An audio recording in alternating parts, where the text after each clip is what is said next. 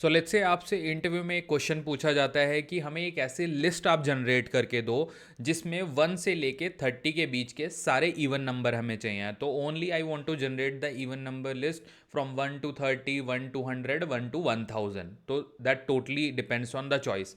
अब इसको आप कैसे क्रैक करोगे, चलिए मैं बताता हूँ इंटरव्यू में इस सवाल का आपको जवाब कैसे देना है। बहुत ही ईजी टेक्निक है।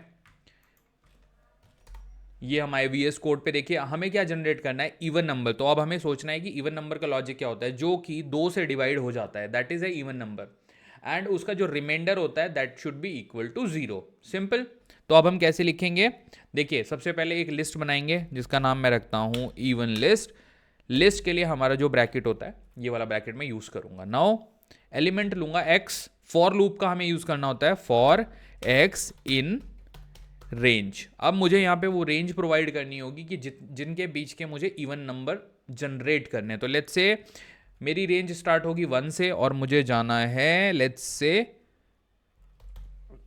100 तक। तो 1 to 100 के बीच में कितने इवन नंबर हैं उसके लिए आपको जो रेंज है वो एक इंक्रीज करके देनी पड़ेगी। ओके, क्योंकि जो रेंज फंक्शन है वो एक नंबर कम पे काम करता है, तो वो 101 तक नहीं जाएगा, 100 पे जाके वो रुक जाएगा। अब यहाँ पे कंडीशन आएगी, इफ कंडीशन लगेगी। देखिए x for x in range function and if condition अब आएगी। इफ क्या आएगा, x का जो आपका रिमाइंडर है, रिमाइंडर बाय 2 डिवाइड करने पे इक्वल टू 0 होना चाहिए।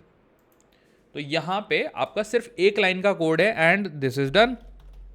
इसलिए पाइथन इतनी बेहतरीन और प्यारी लैंग्वेज है। देखो एक लाइन में आपका कितना बड़ा कोड आपको मतलब यहाँ पे दिख जाएगा आउटपुट में। अब सिंपल क्या हो रहा है, देखिए ये x जाएगा, अब ये फॉर लूप रन करेगा x के लिए। x की वैल्यू 1 से लेके स्टार्ट होगी और 100 तक जाएगी पूरी, और उसके बीच में देखिए जो डिवाइड होंगे 2 से नंबर, ये साथ में काम करेगा। जैसे ये इधर गया, यहाँ पे 1 हुआ, 1 को आप 2 से डिवाइड करोगे 0 नहीं आएगा, तो ये आउटपुट में थ्रो नहीं करेगा।